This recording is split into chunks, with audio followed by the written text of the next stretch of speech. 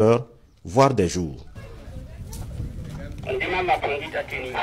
Puisque l'ennemi utilise aujourd'hui les habitations abandonnées pour des caches ou pour y combattre, nous avons donc jugé nécessaire de les apprendre ne serait-ce comment aborder et investiguer un bâtiment. À partir du point de recueil, ils ont éclaté en prenant en compte les mouvements de terrain, dont la colline. Au-delà de la colline, ils se sont postés. 2 colonnes d'assaut, une colonne d'assaut alpha et une colonne d'assaut bravo. Et les autres ont fait la ceinture de la zone d'impact en fait. Le dispositif étant mis en place, l'ordre a été donné d'actionner, de passer à l'action sur le bâtiment. Un dur régime de formation pour forger le mental des VDP, engagés malgré le risque élevé. Les VDP sont à l'école de l'audace. On attend souvent qu'il y a des terroristes qui tapent les villages. Voilà. Qui peut rentrer dans un village, qui tue les villageois. Moi personnellement, si j'attends ça, sincèrement, ça me touche au cœur. Donc je me suis enrôlé volontairement, voilà, pour aider mes frères qui sont au front à combattre pour libérer ma patrie. Le dépassement de soi, c'est la clé du succès de la reconversion des civils. C'est une formation initiale pour donner des rudiments aux VDP avant de les projeter au front.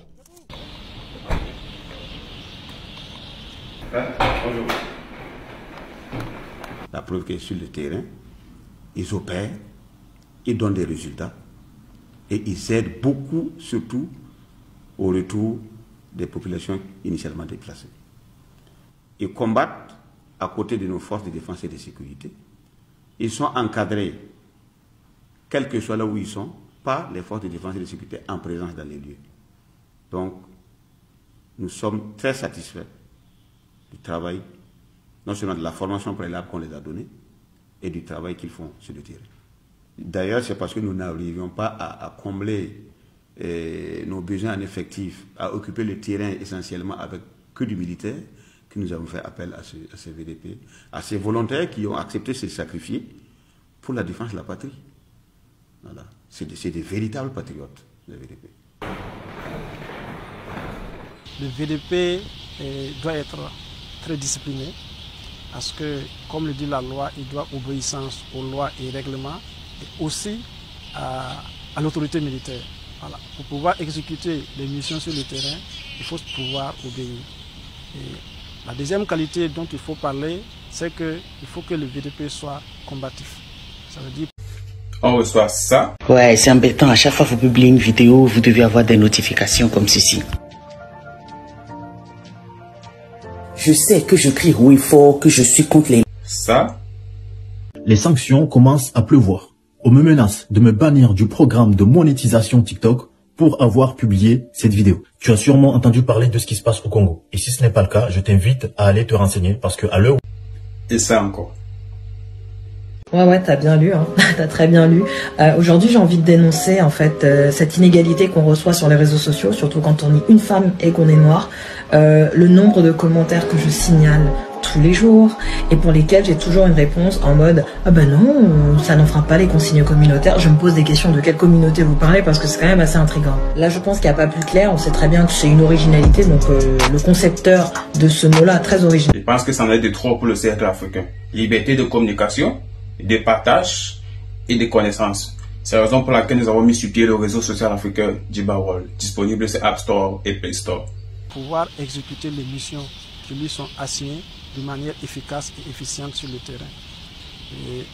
L'autre qualité qui est demandée au VDP, c'est surtout sa disponibilité.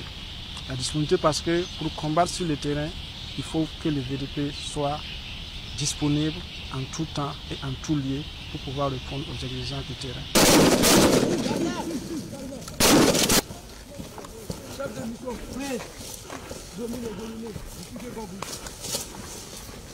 Cette formation a pris en compte le développement des réflexes du combattant, le maniement donc, des armes, la préparation physique spécifique, les techniques de tir au combat, afin qu'ils puissent, une fois sur le terrain, faire face aux attaques terroristes.